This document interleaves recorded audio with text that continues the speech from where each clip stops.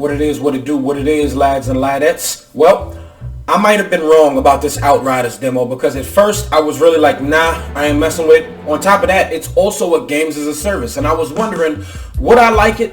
Then I played it, and well, here's my impressions on that.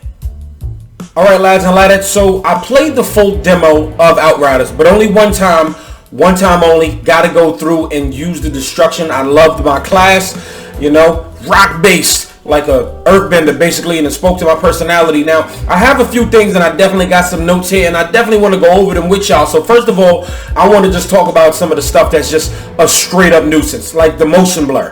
What was the point of the motion blur? It's so annoying. Like, don't put it in. Give us the option to put it on. Don't just automatically put it on. I was not a fan of that. In fact, for a while, it was really messing with my experience. I guess that's why you put demos out, right?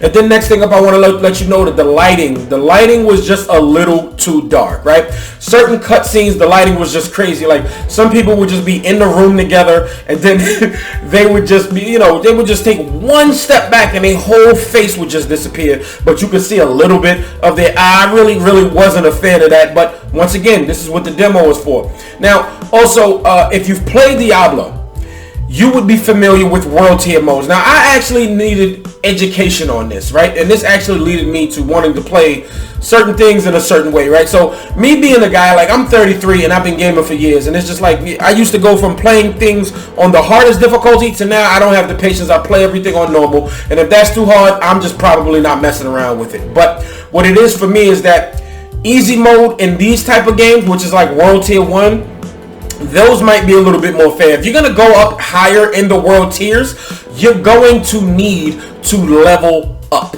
And I played Destiny. I don't even know why I didn't realize it. Probably because when you select a mission, it lets you know it's easy, normal, hard, or whatever. But then you kind of got to go in the menus and search for the world tier modes, because it actually just progressively goes up by itself. As you can see in my gameplay, I have it on world tier 2. That was actually the perfect sublime. Anything lower than that would have been a little too easy. And a lot of people said it was a little too easy for them, but this game on this setting for me, because you know I love video games, I never said I was good at them, so I definitely made sure I play it on one of the easier difficulties, because for me it's more about the experience. I like a little bit of a challenge, but I don't like it being that ridiculous. But that's what I do want to say. The world tier move definitely needs some education, so maybe not automatically push it up there. Maybe just keep it to a certain level. You're like, oh, okay, this is fine. If you want to up the difficulty, and you can also redo the missions. If you want to up the difficulty just like you can in Destiny and other games, you can do that. So also, I want to say that the abilities in this game make you feel invincible. I come from a shockwave to putting a shield on and just basically, you know, you just throwing stuff, you launching yourself at people. I absolutely love the abilities, and I might just make multiple classes because that trickster is actually looking type fire. So now I want to say the shooting is actually pretty solid, but one thing you will say is it's not very clear. That it makes it seem like it's a Gears of War style game. It's not. You are not supposed to take cover. The cover is actually there for your enemies so that they can flank you, because one thing I will tell you is that the enemies will flank the crap out of you. And like I said, I was dying a lot very early because I missed and understood the concept. You have to keep moving. Shoot, kill, move. Shoot, kill, move, and just keep moving and keep moving. And then every time you kill, you get to gain more health, and if you use your abilities, you gain even more health and that type of thing. So I definitely like the shooting, and I hope that there's way more types of weapons, because the weapons in this were fine. It's only to level 7, but I can't wait to see in a couple more weeks, and hopefully it's actually on Xbox Game Pass like it might be. I love how chaotic it is. It's just, it was a lot of times like this. There was a boss battle that you may have seen in this video where I was fighting a guy, but when I was playing it on like world tier 3 or 4, I was getting swarmed all the time. Some guy came out and he teleported from me right where I was up into right where all of his people were, and it was like 10 to 15 guys. I was in the middle of all their guns, and I could not see. I couldn't get myself together. I couldn't see. I just kept dying. So, and I realized that, you know, I needed to play it on easy. Shout out to my boy Brian. He said you need to change your mindset about playing stuff on easy, because playing stuff on easy is not all that bad, because especially if you're playing stuff like RPGs, it's just different when you're leveling it like that. So I definitely understand that now, and I can't wait to play this game. The story seems like they're trying to get us to care, right? Destiny's story was always just okay. When they got my man Cade, that really pissed a lot of people off. So maybe they're trying to set up a world where we care about these types of characters. And in fact, I wasn't expecting my character to speak. That's one thing I will say. In cutscenes and just period during gameplay, he gets on comms and he speaks. Your name is just straight up Outrider, male, female, whatever.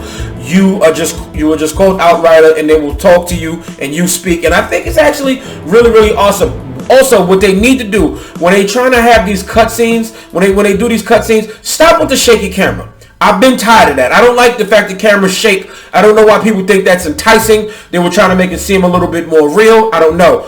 Hollywood needs to stop it. Video games need to stop it. And in fact, it looks like the guy that's holding the camera is like he's just rapidly nervous or something, and he just keeps shaking. The camera should, if it's shaking, it shouldn't shake this much. It is actually very annoying. And I also want to say that the lip syncing is absolutely god awful. It is absolutely terrible because when they speak, it's like an old kung fu flick from back in the day. And in fact, even that was better, when it just be like, "Hey, where you going?"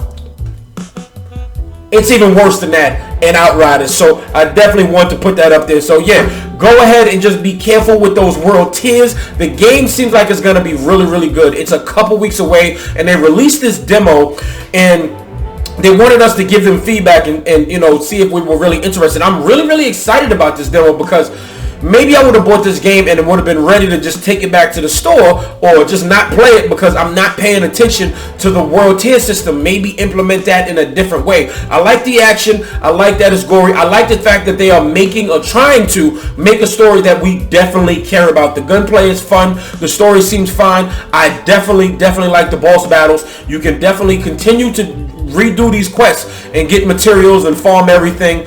And I like how everything is set up, and I can't wait to play this with some people because I did not get a chance to play with people. I love a good shooter. I love a good third-person cover-based shooter, and I love power. So this is 100% up my alley. I was wrong about this. I was really like writing this game off because this was going to be my game for the month of April until people said just play it on easy. You might like it more, and I thank my friends for that. Brian, TJ, I appreciate y'all for that. So this game looks like it's going to be fun, and I really just hope that there will be a sufficient amount of in-game content. But lads and ladders, thank you so much for tuning into this impressions video. And hey, this might actually be on Game Pass. They said something about an anomaly in that tweet from Game Pass, and that is what this is. The storm in this game that gives you your powers and puts you in a coma, well, that is the anomaly. So I'm really can't wait to see. But let me know down in the comments below what you think about this game. What you think about the gameplay. Maybe I'll unlock the main video to where there's just gameplay and you can see and hear and feel the game itself. Or maybe even download that demo and see if you are all hands on deck.